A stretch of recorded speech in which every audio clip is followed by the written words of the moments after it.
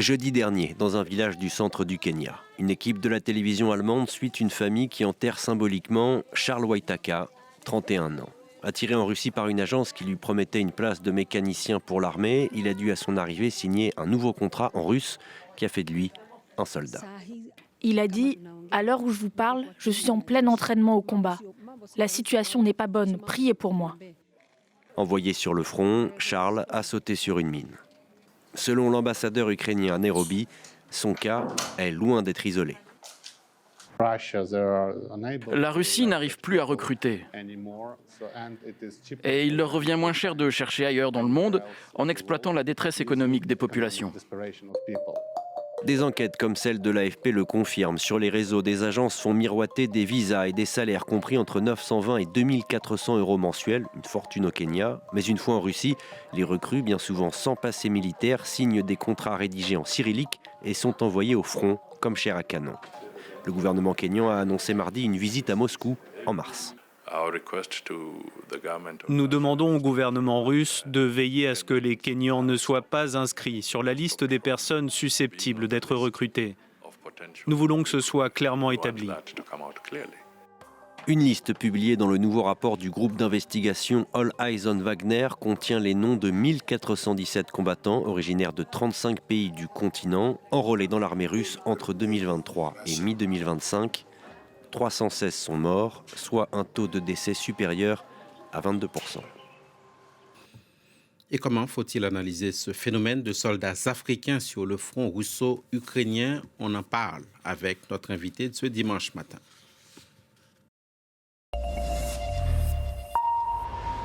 Bonjour, Bob Kazadi Kabamba. Merci beaucoup de nous rejoindre. Vous êtes docteur en sciences politiques à l'Université de Liège et vous étudiez les systèmes politiques africains, les systèmes électoraux dans les États fragiles, entre autres.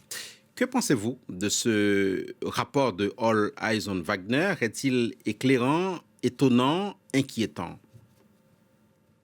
Alors, ce qu'il faut savoir par rapport à ces rapports, ce n'est que l'iceberg par rapport au problème qu'il y a dans le fond. C'est que l'Afrique souffre de ce qu'on appelle une criminalité organisée. Cette criminalité touche plusieurs secteurs, dont notamment le trafic d'êtres humains. On a vu les cas en Libye, d'autres cas aussi au Maroc et en Tunisie et ailleurs. Ici, on a un cas spécifique où on a des créneaux qui existent sur tout le continent, où on a des chercheurs et des groupes, des sociétés qui recrutent des Africains et qui leur promettent effectivement beaucoup par rapport à l'emploi, non seulement au Moyen-Orient, mais ce qu'on a remarqué depuis ces dernières années, c'est qu'on a réorienté depuis le Moyen-Orient vers la Russie en leur disant qu'ils vont travailler en Russie dans toute une série de secteurs, hôtellerie, gardiennage, etc., avec des salaires qui sont promis entre 1500 et 3000 dollars mensuels pour qu'ils puissent rejoindre effectivement la Russie. Mais une fois qu'ils sont en Russie, ça se transforme en contrat de travail pour l'armée russe.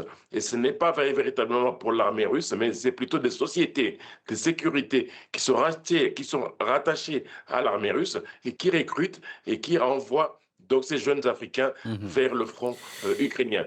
Malheureusement, c'est une plaie qui est là et qui s'amplifie de plus en plus, oui.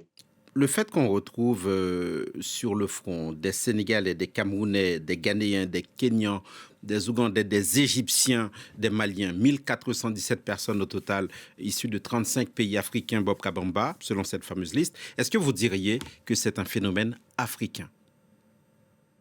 Non, ce n'est pas un phénomène africain. C'est que tout simplement ici, spécifiquement par rapport à l'Afrique, et par rapport à la liste que vous venez de donner, en fait, la liste est beaucoup plus large et le nombre que vous avez donné, 1400, c'est pas un chiffre qui est vérifiable. C'est que le phénomène est beaucoup plus important et touche beaucoup plus que 1400 Africains, puisqu'il y a aussi des Burundais, il y a aussi des Congolais, il y a des Camerounais, etc., pour lesquels des recruteurs sont spécialisés dans cette nouvelle forme d'exploitation des trafics d'êtres humains. Et que là, clairement, c'est que ça touche beaucoup plus l'Afrique du fait qu'il y a beaucoup de jeunes en Afrique qui sont en recherche d'emploi, en recherche d'avenir et qui sont prêts à tout pour pouvoir arriver à quitter le système, le phénomène que l'on vit sur le continent et chercher un meilleur avenir à l'étranger. Malheureusement, on assiste véritablement à ça. C'est pour ça qu'on parle de plaie africaine qui gangrène l'Afrique, puisque c'est là où on a la potentialité d'avoir le plus possible de recrutements dans le cadre de la guerre contre l'Ukraine menée par la Russie. On continue d'essayer de comprendre un petit peu plus ce phénomène, Bob Kabamba. Cette liste, pour qu'on soit précis, All Eyes on Wagner l'a obtenue de l'Ukraine. L'Ukraine qui a mis en place un programme baptisé Je veux vivre et qui encourage la reddition de ces soldats qui sont un peu spéciaux. Mais au-delà du narratif, qu'est-ce qu'on sait des origines exactes de ce phénomène? Alors, c'est un phénomène d'abord global, en fait, qui touche, on appelle ça la criminalité organisée du continent, où on a plusieurs dimensions. On a une dimension, par exemple, trafic de ressources naturelles, on a trafic d'armes, on a trafic de toute une série d'éléments qui concernent le continent. Et là, on a spécifiquement ici trafic d'êtres humains. Comme on parle de trafic d'êtres humains, il y a plusieurs dimensions. Et ici, spécifiquement, ça veut dire appâter les jeunes Africains par rapport à leur situation actuelle pour leur promettre de pouvoir avoir un avenir meilleur. Malheureusement, cet avenir meilleur n'est pas meilleur parce que tout simplement, ils vont sur le front ukrainien.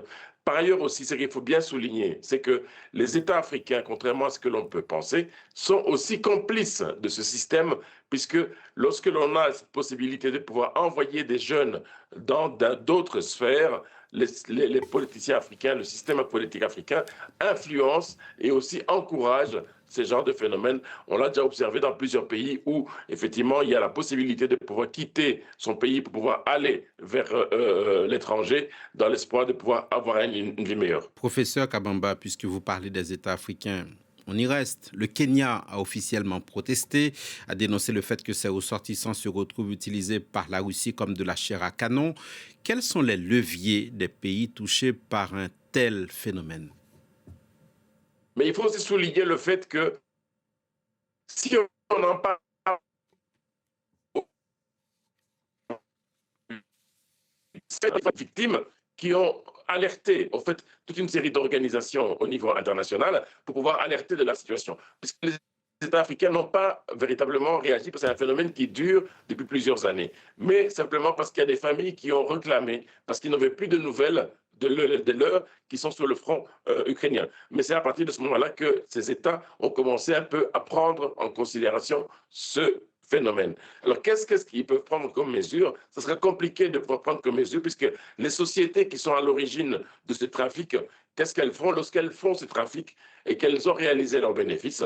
Elles disparaissent et réapparaissent dans un autre pays sous d'autres formes et continuent de la même façon. Ce sera difficile pour les pays africains de pouvoir endiguer au-delà des revendications des pays africains par rapport à ces phénomènes, mais le phénomène est là et va rester et va même proliférer du fait que c'est un secteur qui devient de plus en plus rentable et pour les bandes organisées, les réseaux criminels vont en profiter. Et malheureusement, les États africains ne sont pas suffisamment outillés pour pouvoir mettre fin à ce trafic et à ce nouveau phénomène qu'on est en train d'observer. Professeur Kabamba, est-ce qu'on a des éléments sur les Africains qui ont aussi pu être enrôlés côté ukrainien? Effectivement, il y a aussi des Africains qui sont enrôlés du côté ukrainien. C'est effectivement les dénonciations actuelles, on parle parce que ça vient du côté ukrainien, mais il faut savoir aussi qu'il y a aussi des recruteurs ukrainiens qui sont sur le continent et qui aussi recrutent des jeunes Africains qui rejoignent le front dans l'autre sens. Ça, c'est tout à fait vrai et c'est un phénomène que l'on a observé il y a maintenant plusieurs mois. On a effectivement beaucoup de Camerounais et aussi beaucoup de Burundais, d'autres aussi pays qui sont non pas du côté russe, mais qui sont du côté ukrainien et qui font le sale besogne qu'on est en train de pouvoir aujourd'hui mettre sur la table.